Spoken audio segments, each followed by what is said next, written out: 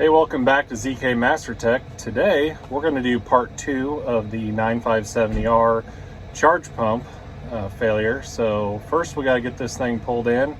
Right now we got a 8R attached to the 9R, and we're going to pull it into the shop.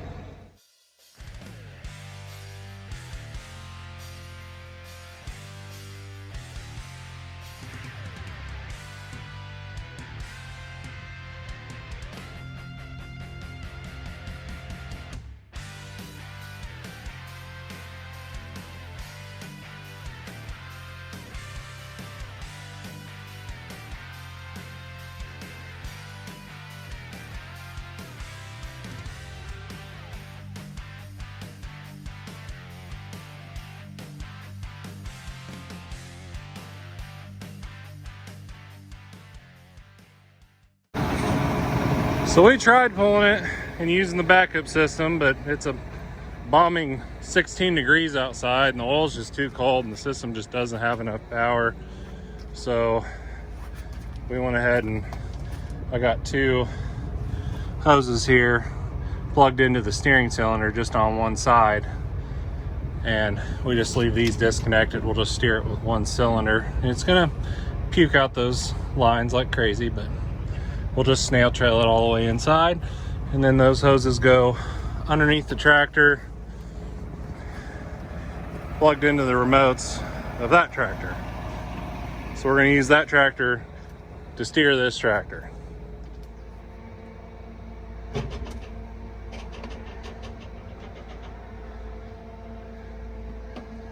You see he's turning me right now.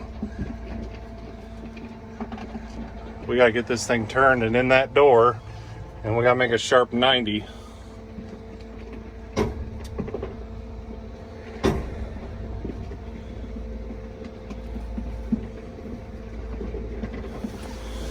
He's got me in a hard turn right now.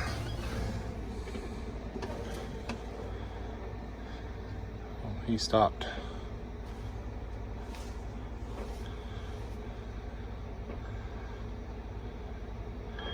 Got a hydraulic oil filter restricted code saying to stop.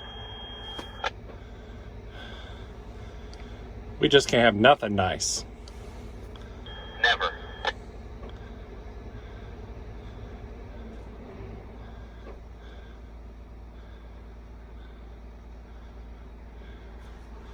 She's probably too cold, don't like it.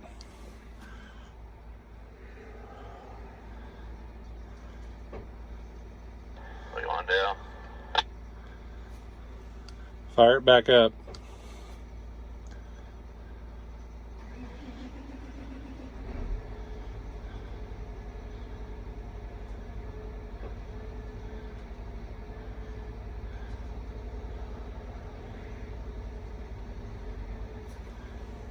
Is it working?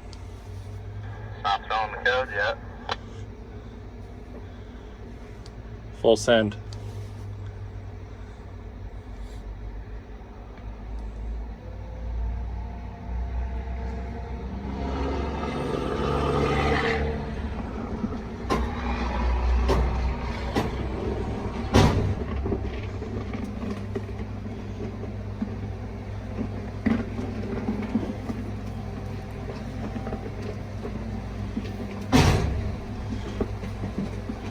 What's that chain catching on?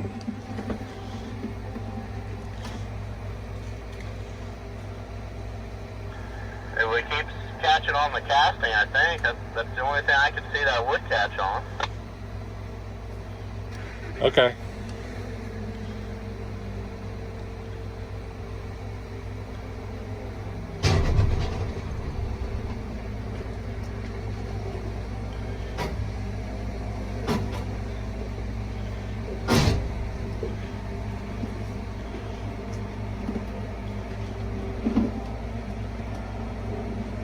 Gonna have to open that door.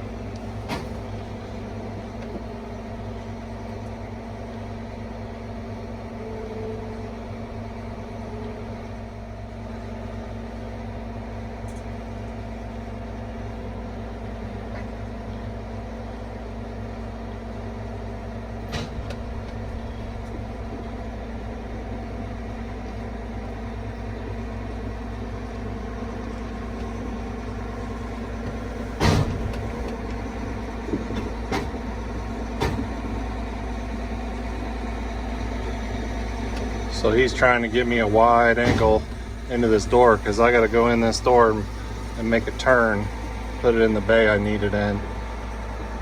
But we'll pull it in with the tractor as far as we can, and then we'll put a forklift on the back and push it.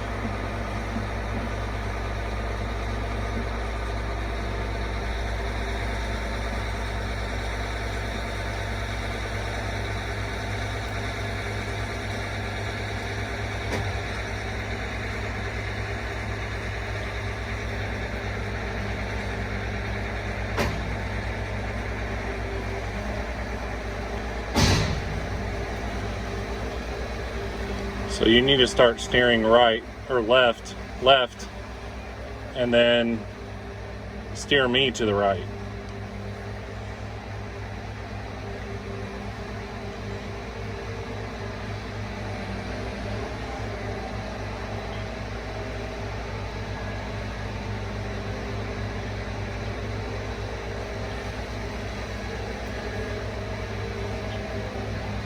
More to the right for me.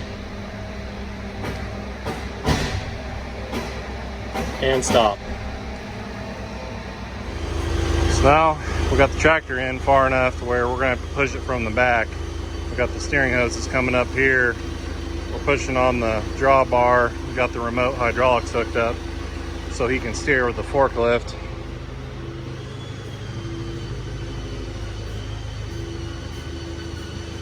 We want to put it in this hole. Okay, so we got it in here. We pulled it in with the tractor and then pushed it in the rest of the way with the forklift, and we got remote hydraulics on the forklift so we could steer it. So if you guys haven't watched the first video, there's a video where I pull this thing out of the field. And the reason why I pulled it out of the field is because it has no charge pressure or axle loop pressure, which I believe that the pump stack, there's a stack that goes into the transmission right about in there, which has pumps all lined up together in series, and I think the shaft broke and they are not turning anymore, and that's why we have no charge pressure. So I wasn't able to run the engine because we can't starve the main hydraulic pump with oil because the charge pump is what charges everything, hence the name. So we're going to dive in and get the charge pump off of this thing.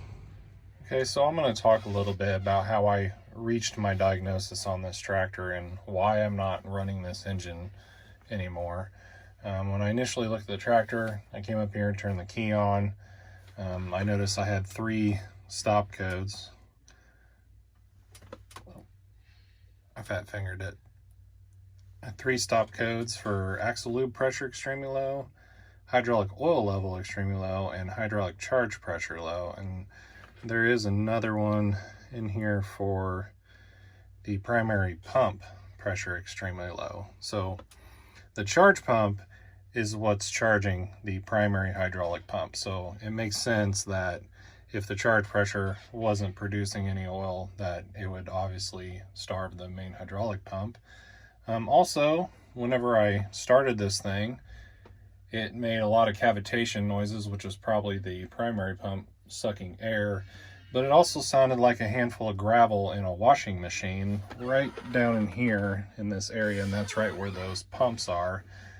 So if the hydraulic charge pump is not turning, then the axle lube pump's not going to turn either, and that's why we have both of those codes. So with the noise that it made and the stop codes coming up, and then I also checked the charge pressure sensor and it was reading 0 pressure. So then I verified by plugging a gauge into the diagnostic receptacle, or DR, on the charge pressure port, and it had 0 pressure as well. And the reason it's saying hydraulic oil level extremely low is because there isn't actually a level switch in the reservoir for the hydraulic oil. The SEC controller is monitoring the charge pressure sensor in order to know whenever the charge pressure is getting low. And then when it gets low enough, it'll start to derate the hydraulics. It'll minimize the flow on the SCVs if they're running in order to get the charge pressure up where it needs to go so it doesn't starve the pump. But with zero pressure, you know, it's in full derate and it's not going to let you basically do anything because there's no oil there. So once I heard that noise, I knew that we couldn't run the engine anymore, and I didn't want to run that main hydraulic pump, you know, starve for the oil, and we wouldn't have steering or anything anyway with no pressure. So that's why I used the backup system to get the thing out of the field, and then of course get it in here. We had to hook up steering hoses to get it to turn, but that's what led to my diagnosis in order to take those pumps off, because if we don't have charge or axle lube, there's got to be a problem in the drive of those pumps, and those pumps spline into the transmission gear drive. There's a gear drive that's driven off the input shaft from the engine to the transmission, and it turns a set of gears called the pump drive, and those pumps are splined in to that gear drive, so it's always turning whenever the engine is running. So if something breaks in that shaft or the first pump before the charge pump, nothing else is going to turn and have pressure. So that's why I got led to that diagnosis so quickly. And now we're going to have to pull the cab on this tractor. You can't do anything from underneath because this tractor has a suspended front axle, and I'll bring you guys in and show you what I'm looking at there. But the only way to do this job is to remove the cab to get to those pumps, unfortunately. So this is the reason why we can't do anything from underneath, because this tractor has a suspended front axle. You can see these hydraulic cylinders here allows this axle to pivot and go up and down and have suspension. And what this system does is allows for a better ride through the field, but it also prevents power hopping. You get enough traction and load on the tractor will power hop, and this helps minimize power hopping and putting that power to the ground better. And then you got these large accumulators in here in the system and a valve block here. But the reason I can't do anything from underneath is because we have, well, you can't see it very well, but you have this giant casting in here, which I need to be clear up in there. You can see there's where the pump stack is. So there's just no room to do anything from underneath. So, and this axle pivots back here. So the drive shaft is up in there, and that's what allows this axle to pivot like this and be able to go side to side as well. So that's why we're pulling the cab. Okay, now we're going to work on the process of removing this cab. And the first thing we want to do is get the hood up into the service position. I just take these two bolts out and unplug the wiring harness, and then this thing will roll forward. You can see this tractor here has a QSX 15 liter Cummins in it. It's 570 horsepower. And we'll get the coolant drained, and then we're gonna discharge the AC on these service fittings, because the heater core and the evaporator core is up in the top of the roof, and we're going to be disconnecting all those lines. So here we got the coolant drain valve. We just stick a hose on it, and we turn this valve, and then you can just turn the valve with the hose, and it'll drain into my clean coolant barrel, because we're going to reuse this coolant. Okay, so we got our AC lines hooked up. Now don't laugh at my rig here.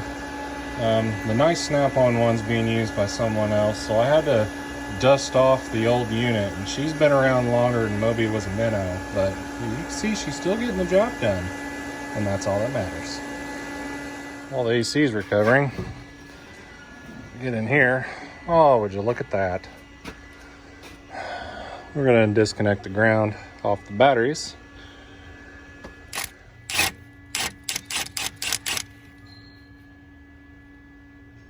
So we got the ground unhooked. Now I disconnected the power cable there for the cab, and it squeaks up around here and runs through this clamp. Take that clamp off, another clamp, zip tie, and runs all the way back here to the back of the cab. So we're gonna get that power cable isolated.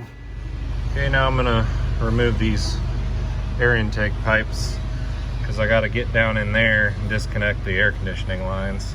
All right, now we got those air pipes out of the way. Now we can get down in here, get these AC lines disconnected. And I wanted to point out, there's the DR there. It's got a little rubber cap on it that I use to check the charge pressure.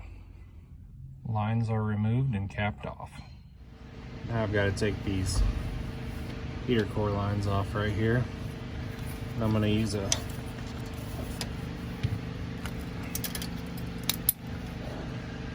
cable type hose clamp tool here. They work pretty great for getting in areas you can't get pliers. Got the heater core lines off the, it's like a valve block up there, and then it's got two more lines coming over here, and these coolant lines are going down to the def tank header because it runs coolant through the def tank header to dethaw the def fluid if need be. Now we're going to take this side panel off and get to a couple more coolant lines. I got the panel off. We're going to take these two lines here for the exhaust cooling. Okay, so I got the tractor jacked up, and we're going to take this outer dual off, and then we're going to slide this inner dual out as far as we can because I need to be able to get into this hole way back in there in order to get to the steering and brake lines. Because I got to get all the lines off for the steering valve and the brake valve, and then the brake valve and the steering valve is going to come off with the cab. So let's get that done.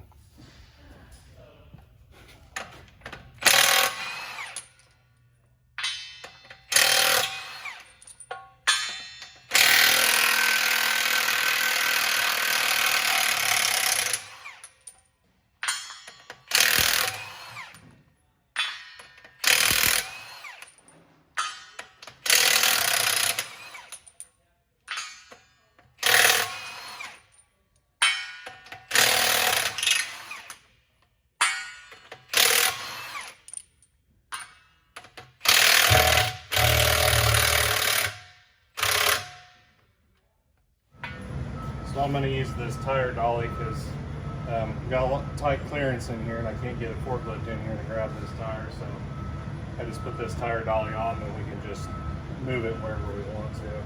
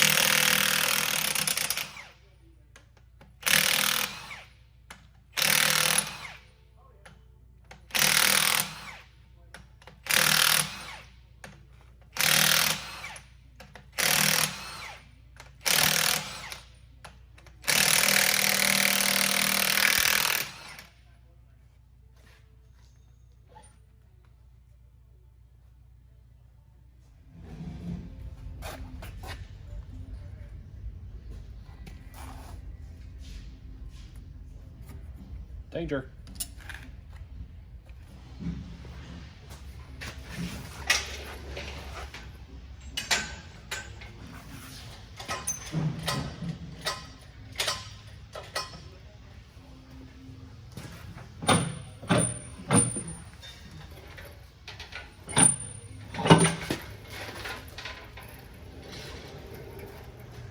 All right, so we took the outer dual off, we took the extension off, and then we took this wedge off here. So these wheels are being held on by wedges that wedge into this axle, and you can see where they are, and those bolts just suck those wedges in to clamp it down on this axle. And now what we're gonna do is we're gonna measure from here to here, and then we're also gonna count the amount of notches that are showing, so when we put this tire back on, we can put it back with the right spacing. Well, I ran into an issue. I can't pull this guy off with the forklift because I ain't got enough room in between here, and I'm waiting on a ILS cylinder for this.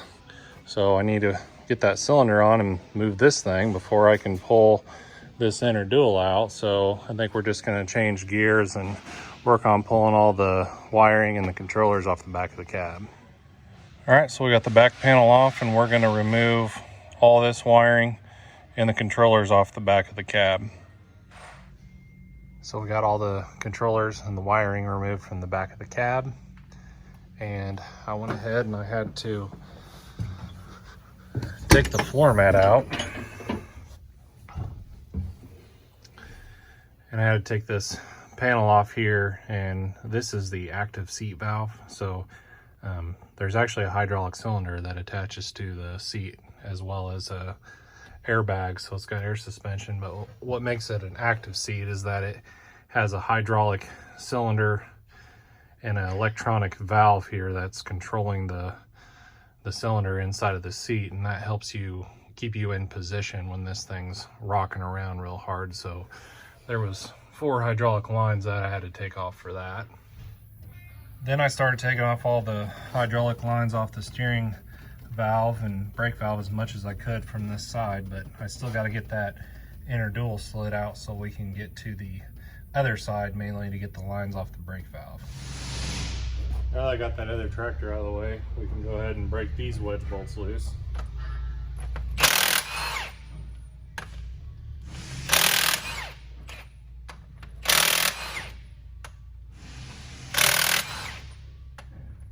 And I measured it.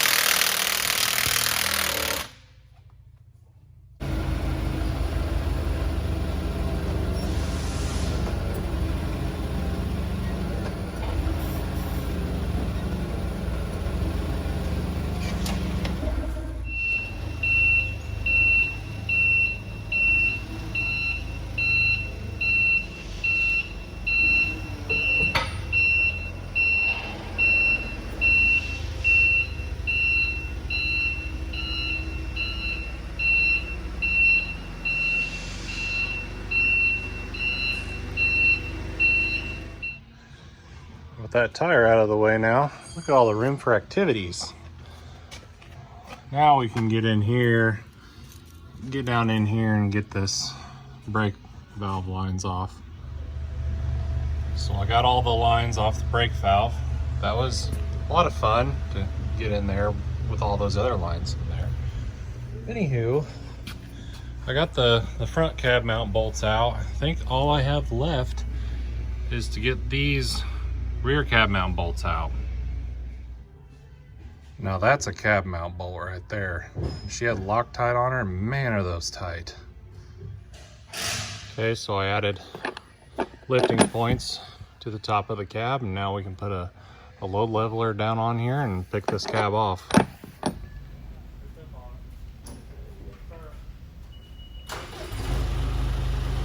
So now I'm gonna have him put a little pressure on the cab. And I'm just lifting it up high enough to where I can see which way the cab needs to go. So when he picks it up, the right side of the cab comes off the mount, but the left side is still touching.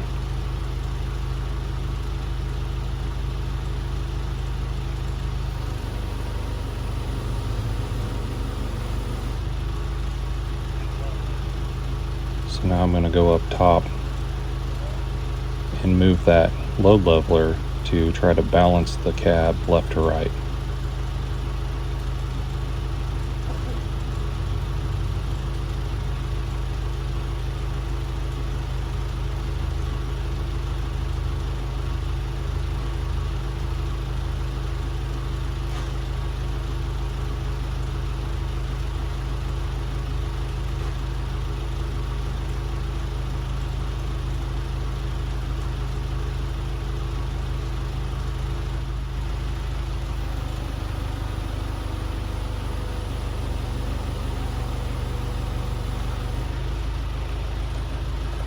And when we lifted it high enough, the cab decided to spin like that to the left.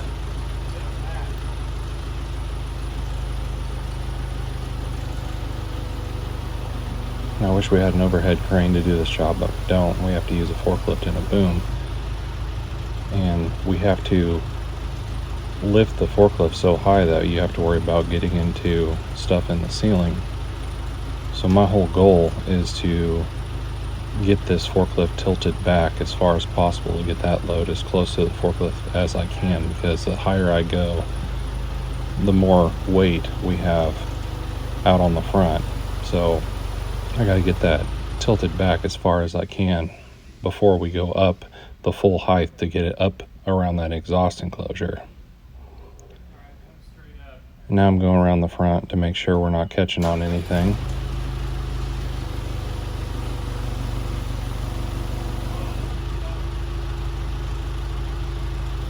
And the front was catching on a hose. When the cab moved, some fittings on the steering valve slid underneath a hose and was hooking on it, and it was hooked pretty hard, and I was trying to get that released.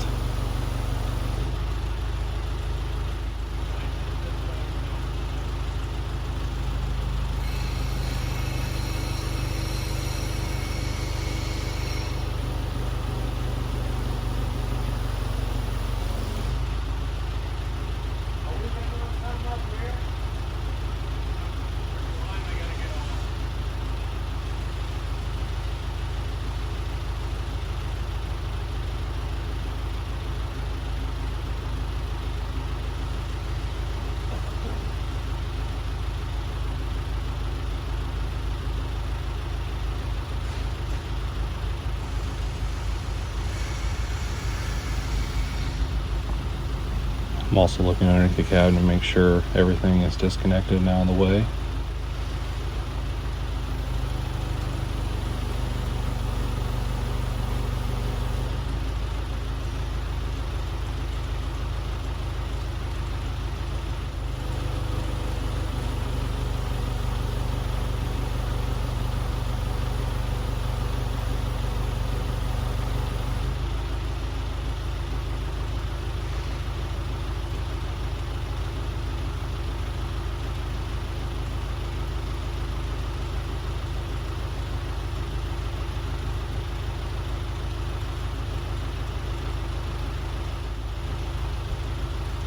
I also got to get this cab lifted high enough to where I could spin this cab left to 90 degrees so the steering valve doesn't have to go up over the exhaust enclosure.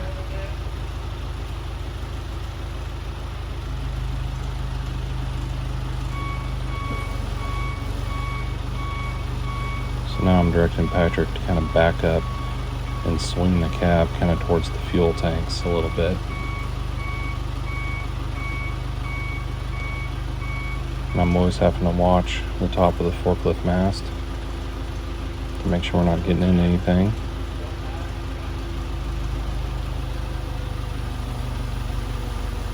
And as soon as I can, I'm having to tilt back and tilt back some more. So I want to get the forklift eventually tilted back all the way before we lift up our full height. So now he's got to go forward a little bit because we tilted back too far. Let's go forward a little bit so we can tilt back some more.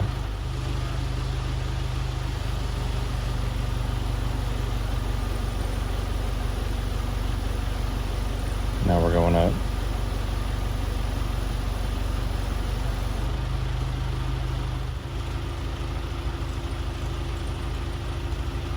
I'm coming up the back side so I can spin this cab all the way.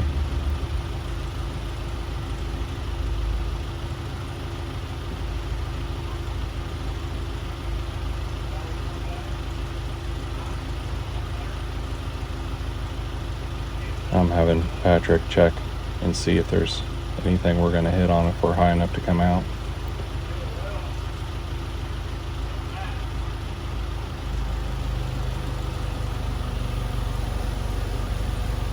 Tilt back some more.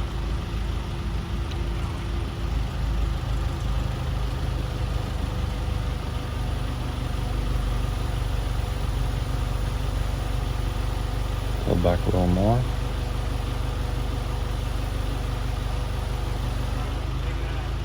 All right, now we're clear. We can go ahead and back out.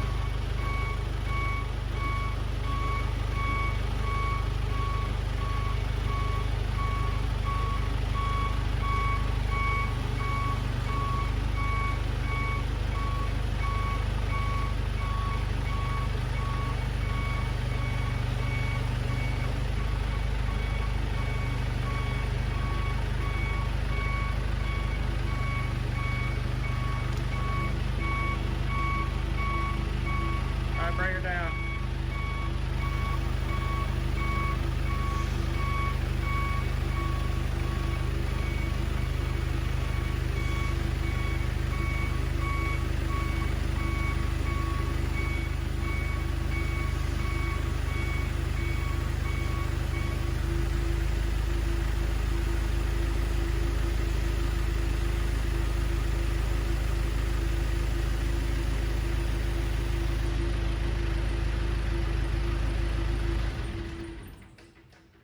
Sketchy for the moment. It did, but we got her. All right, we got the cab outside and we're just stacking them up out here. This tractor, we're pulling a transmission out of it. It's a 9560 RT and we had to pull the cab for the transmission. So here's our cab here, and we'll go through and cap and plug all the empty ports and everything, make sure we don't get any contamination in there. Actually, looks a little funky without a cab. That was about a 7 out of 10 on the pucker scale. All right, so here she is. There's your 18-speed power shift transmission. And down here is the pump stack we're going for. Right here. It goes kind of way up in there. There's 4 pumps in a row that we got to get out, but looks like a lot of this stuff's going to come out. I'm not sure yet, but yeah, we'll get the all the dirt cleaned off from around here and work on getting down into those pumps. All right, that's going to do it for today's video. Stick around for part 2. We're going to go ahead and work on removing those pumps and replacing them. So stick around for that, and I appreciate you guys watching. And if you're interested in the Sloan apprenticeship program, I'm going to put a link down in the description below. That'll take you to the Sloan's apprenticeship program landing page. So if you guys are interested in that, go ahead and check that out, and stick around for part 2. It's going to be a blast.